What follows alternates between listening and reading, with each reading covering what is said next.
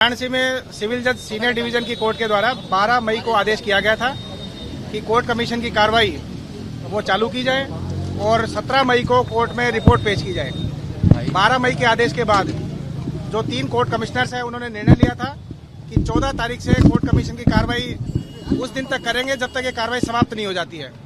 14 तारीख को उनके द्वारा कार्रवाई शुरू की गई। जो कमीशन कार्रवाई थी उसका समय कोर्ट ने ऑलरेडी 8 से 12 तक निर्धारित कर रखा था। सुबह 8 बजे से 12 बजे तक 14 और 15 मई को भी कार्रवाइयां हुई। 15 मई को जब लास्ट में डे कंक्लूड होना था, उन्होंने डिसाइड किया कि 16 मई को भी सर्वे जारी रहेगा, कोर्ट कमीशन की कार्रवाई जारी रहेगी।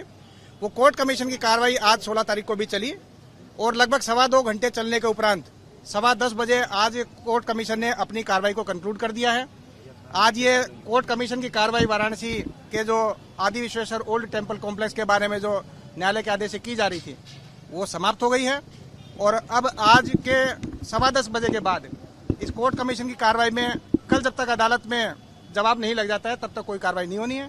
अदालत का अगला आदेश क्या आएगा वो 17 मई को पता लगेगा।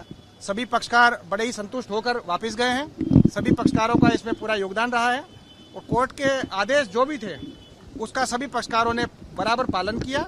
जिसको भी जहां पे कोई भी इंस्ट्रक्शन दिए गए थे कोर्ट कमीशन के द्वारा वो पालन किए गए और संतुष्टिजनक कोर्ट कमीशन के तीनों ही सदस्यों ने ये कोर्ट कमीशन की कार्रवाई 10:15 बजे समाप्त कर दी।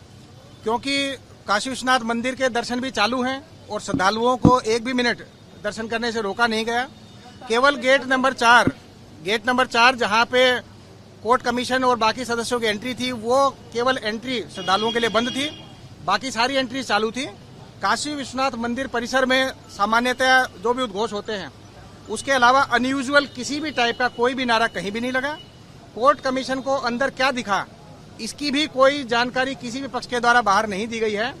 तो किसी भी उन्माद के आधार पर नारे लगने की बात सर्वथा असत्य है। जो सहयोगी थे वो बाहर निकल के बताया कि वहाँ पर बाबा मिले हैं और माथे पे नारा लगा। जिसका इंतजार था वो चीज निकल के आ गई और अंदर नारे लगे। और विष्णु शंकर जैन ने भी ये बात स्वीकारी है कि अंदर नंदी मिले, उसके प्रोटेक्शन के लिए वो कोर्ट गए हुए हैं।